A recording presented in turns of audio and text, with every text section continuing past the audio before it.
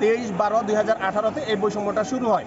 2017 সালে একটা মামলার প্রেক্ষিতে অডিটর পদটাকে ওখানে বলা ছিল যে পোস্ট অফ দ্য পিটিশনার, অর্থাৎ পিটিশনারদের পোস্টটাকে 10ম গ্রেড করা হলো। ওই সময় অডিটর পদটাকে না করে কিছু কুচক্রি মহলের কারণে সেটাকে 61 জনকে দেওয়া হয়। ওই সময়ে জনপ্রশাসন মন্ত্রণালয় এবং আইন মন্ত্রণালয়ের সমস্ত ব্যাটিং কমপ্লিট হয়ে এবং বাংলাদেশের সর্বোচ্চ আদালত সুপ্রিম কোর্টের মতামতের ভিত্তিতে এটা হওয়ার পরেও অডিটর পদটাকে না দিয়ে 61 জনকে 10ম গ্রেড দেওয়া হয়।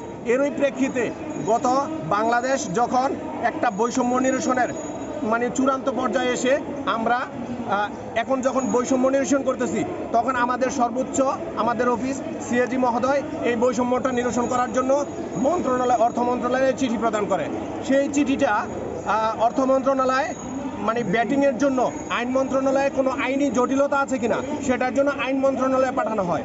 আইন মন্ত্রণালয়ের প্রত্যেকটা উইংস, একজন উপসচিব, সিনিয়র সহকারী সচিব, সচিব মহোদয় সহ বাংলাদেশের যিনি আইনের শিক্ষক, যাদেরকে আমরা আইনের গার্ডিয়ান হিসেবে মনে করি, যাকে সেই আসিফ নজরুল স্যার, ঢাকা ইউনিভার্সিটির একজন টিচার, উনি আইন উপদেষ্টা। এই আইন উপদেষ্টা মহোদয় আমাদের এই পদটাকে 10ম গ্রেড করার জন্য এবং এই বৈষম্য নিরসনের জন্য অর্থ মন্ত্রণালয়কে তাদের মতামত দেন এবং অর্থ মন্ত্রণালয়ের আপনার প্রশাসন 2 শাখা থেকে এটা পজিটিভ মতামত দিয়ে সুতরাং ওই অডিটর পদটাকে 11তম গ্রেড থেকে 10ম গ্রেড করার জন্য ব্যয় ব্যবস্থাপনা শাখায় তাদের বাস্তবায়নের জন্য প্রেরণ করে। কিন্তু কোনো একটা অদৃষ্ট শক্তির কারণে ব্যয় ব্যবস্থাপনায় আমাদের ফাইলটাকে ফ্রিজবন্দি করা হয়। আমাদের দাবি হচ্ছে একই পদে, যেহেতু আমরা অডিটর একটা পরিবার, অডিটর একটা পদ, সুতরাং এক পদে আমরা 11তম এবং 10ম 2টা গ্রেড চাই না।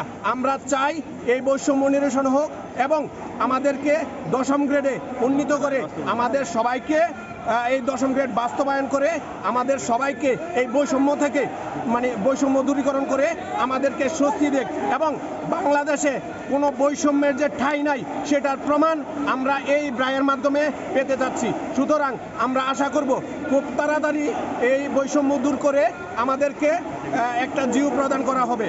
আমি এই বলে আমার বক্তব্য সম্পন্ন। মনিরুজ্জামান, অডিটর, সিএফও সিএফও স্বাস্থ্য মন্ত্রণালয়।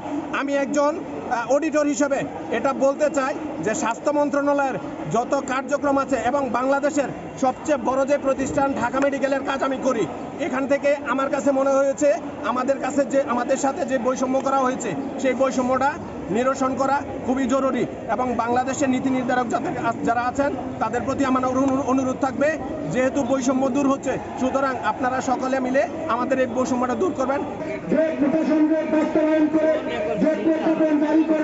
তারপর থেকে আজ অব্দি পর্যন্ত এই বৈষম্য দূর হয় না। আজকে সারা বাংলাদেশের অডিটর এই বৈষম্য দূরীকরণের লক্ষ্যে তাদের দেশ থেকে তারা আজকে সবই ক্ষেত্রে নেমে এসেছে। শুধুমাত্র তাই নয়, আমাদের উপজেলা লেভেল পর্যন্ত যে সমস্ত অফিস রয়েছে প্রত্যেকটা অফিসে আজকে কর্মবিরতি চলছে। বিগত প্রায় 3 সপ্তাহ হলো এই কর্মবিরতি চলমান। আজকে বিরোধীরা অফিস থেকে শুরু করে উপজেলা কাউন্সিলে, জেলা সমস্ত জায়গায় আমাদের অধিকার ভাইয়েরা তারা সফল অবস্থান কর্মসূচি পালন করছে। তারা ঢাকার দিকে তাকিয়ে রয়েছে। আমরা সারা বাংলাদেশের অধিকার আজকে এক জায়গায় হয়েছে, তাদের কাঁধ মিলিয়ে হাতে হাত রেখে ওয়াদাবদ্ধ হয়েছে 10ম গ্রেড বাস্তবায়ন না হওয়া পর্যন্ত অধিকার দেখছে ফিরে যাবে না। প্রিয় সহকর্মীবৃন্দ, আপনারা নিশ্চয়ই অবগত আছেন আমরা গত 8 তারিখে আমাদের সিএজি কার্যালয়ের মাধ্যমে একটি স্মারকলিপি প্রদান করে আমাদের এই 10ম গ্রেড পদটিকে, আমাদের এই অধিকার পদটিকে 10ম গ্রেড বাস্তবায়ন করার লক্ষ্যে কোনো ধরনের কোনো পিটিশনারকারী বা অন্য কাউকে দিয়ে এটা কোনো বিভক্তি আমরা চাই না। এতদিন আমরা বৈষম্যের ভিতরে ছিলাম, দীর্ঘ প্রায় 36 বছর আমরা এই বৈষম্য নিরসনের জন্য কাজ করেছি, কিন্তু দুঃখের সহিত আজ অব্দি পর্যন্ত আমাদের এই বৈষম্য নিরসন হয় না। আজকে আমরা বৈষম্যহীন বাংলাদেশে থেকে বৈষম্যের ভিতরে থাকতে চাই না। আমরা প্রজাতন্ত্রের কর্মচারী, বাংলাদেশের যতগুলি ডিপার্টমেন্ট রয়েছে প্রায় 50 থেকে 60টা সরকারের বিভিন্ন প্রতিষ্ঠান রয়েছে। কোন প্রতিষ্ঠানে এইরকম বৈষম্য কোথাও নাই, একমাত্র অডিট ভবনে রয়েছে, অডিট ডিপার্টমেন্টে রয়েছে।